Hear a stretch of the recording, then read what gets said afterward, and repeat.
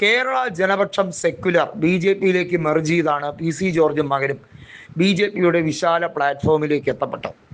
എന്നാൽ കഴിഞ്ഞ തവണ PC ജോർജിന് നിയമസഭാ തെരഞ്ഞെടുപ്പിൽ പരാജയമുണ്ടായെങ്കിലും സ്വതന്ത്രനായി നിന്ന് 40,000-ലധികം വോട്ട് നേടി രണ്ടാം സ്ഥാനത്ത് എത്തി എന്നുള്ളതും, അതിനു മുമ്പത്തെ തവണ 2016 27,000-ഓളം വോട്ടുകൾക്ക് ഇതേ പൂഞ്ഞാർ മണ്ഡലത്തിൽ സ്വതന്ത്രനായി നിന്ന് വിജയിച്ചു എന്നുള്ളതും റെക്കോർഡ് തന്നെയാണ്. എന്നാൽ PC ജോർജിൻ്റെ മകനായ ഷോൺ ജോർജ് പൂഞ്ഞാർ ഡിവിഷനിൽ, ജില്ലാ പഞ്ചായത്തിൽ പൂഞ്ഞാർ ഡിവിഷനിൽ റെക്കോർഡ് ഭൂരിപക്ഷത്തോടെ 10,000-ൽ കൂടുതൽ വോട്ടിൻ്റെ ഭൂരിപക്ഷത്തോടുകൂടി 2020 ജയിച്ച ആ വ്യക്തി 2025 ആകുമ്പോൾ അടിമുടി വിറയ്ക്കുകയാണ്. BJP സ്ഥാനാർത്ഥിയായി നിന്നാൽ ക്രൈസ്തവ വോട്ടുകളൊക്കെ ഏകീകരിക്കപ്പെടുമോ? തൃശ്ശൂരിൽ കണ്ടത് നമുക്കറിയാം. ക്രൈസ്തവർക്ക് പറ്റിയത് അമളിയാണ് എന്ന തിരിച്ചറിവ് കുറേ പേർക്കെങ്കിലും ഉണ്ട്. 10 പേരുണ്ടെങ്കിൽ അതിൽ 10-ൽ 6 പേർക്കും അമളി പറ്റിയിരിക്കുന്നു എന്നുള്ളത് മനസ്സിലാക്കി കഴിഞ്ഞിരിക്കുന്നു. വലിയ വിശ്വാസ്യതയോടെ സുരേഷ് ഗോപിയുടെ വിജയം അവർ ആഘോഷിച്ചെങ്കിലും യാഥാർത്ഥ്യത്തിൽ സംഭവിച്ചത് എന്താണ് എന്നുള്ളത് ഇപ്പോഴും ജനങ്ങൾ ആശ്ചര്യത്തോടെ കണ്ടുകൊണ്ടിരിക്കുകയാണ്. ഇവിടെ മനസ്സിലാക്കേണ്ടത് ക്രിസംഖികളുടെ എണ്ണം കൂടി വരുന്നു എന്നുള്ള സാഹചര്യം അനുദിനം വർദ്ധിക്കുമ്പോഴും ഷോൺ ജോർജും അതുപോലെ PC ജോർജും ഒക്കെ BJPയിലേക്ക് അംഗത്വം എടുത്തത് അന്ധമായ മുസ്ലിം വിരോധത്തിൻ്റെ പേരിലാണ്.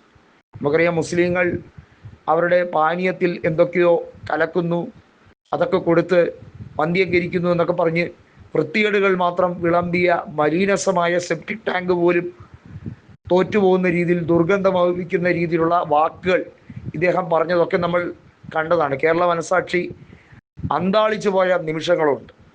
PC ജോർജ് എന്ന് പറഞ്ഞാൽ പരമചെറ്റയാണ് എന്ന് ശോഭ സുരേന്ദ്രൻ തന്നെ ഒരിക്കൽ മാധ്യമങ്ങളുടെ മുമ്പിൽ പറഞ്ഞിട്ടുള്ള ഒരു സാഹചര്യമുണ്ട്. ആ PC ജോർജ് BJPയിലേക്ക് എത്തുമ്പോൾ ശോഭ സുരേന്ദ്രൻ തന്നെ അന്തം വിട്ട സാഹചര്യമാണ്. ഇതെന്ത് മറിമായം എന്ന് തോന്നപ്പെടുന്ന സാഹചര്യമാണ്.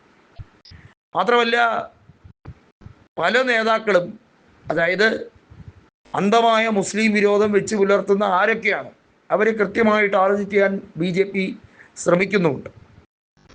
അവിടെയാണ് കൃത്യമായി ഷോൺ ജോർജിനെയും BJPയുടെ പോക്കറ്റിലേക്ക് എത്തിക്കാൻ വേണ്ടി കളിച്ചത്.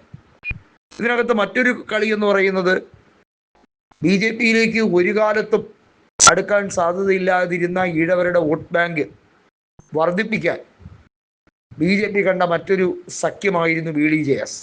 വ്യക്തിപരമായി തുഷാർ വെള്ളാപ്പള്ളിക്കോ BDJS എന്ന പ്രസ്ഥാനത്തിനോ വലിയ നേട്ടമൊന്നും ഈ കഴിഞ്ഞ 10 കൊല്ലത്തിനിടയിൽ കണ്ടിട്ടില്ല എങ്കിലും ഈഴവരുടെ വോട്ട് എൻ ബ്ലോക്കായി പല സെക്ടറുകളിലും അവരുടെ പോക്കറ്റുകളിലേക്ക് എത്തുന്ന ഒരു സാഹചര്യം സൃഷ്ടിച്ചെടുക്കാൻ BJPക്ക് കഴിഞ്ഞു. പ്രത്യേകിച്ചും ആലപ്പുഴയിലും ആറ്റിങ്ങലിലും ഒക്കെ ഉള്ള ലോക്സഭയിൽ ക്രമാതീതമായി BJPക്ക് വോട്ട് വർദ്ധിച്ചത് ഈഴവ ആധിപത്യമുള്ള മേഖലകളിൽ നിന്നാണ്.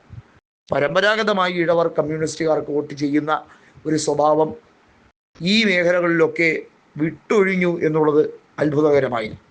ഇവിടെ പറഞ്ഞു വരുന്നത്, PC ജോർജും മകനും കേരള രാഷ്ട്രീയത്തിൽ BJPയുടെ അവിഭാജ്യ ഘടകമാകുന്നതിൻ്റെ സാഹചര്യത്തിൻ്റെ പേരിലാണ് മകനെ വൈസ് പ്രസിഡന്റ് ആക്കിയത് എന്നത് ഒരു സംശയവുമില്ല. എന്നാൽ ഇലക്ടോറിയൽ ഗ്രാഫ് വരുമ്പോൾ താപ്പോട്ട് പോയാൽ PC ജോർജിൻ്റെ മകന് രാഷ്ട്രീയപരമായ അന്ത്യമായിരിക്കും എന്നുള്ളതിന് സംശയമില്ല.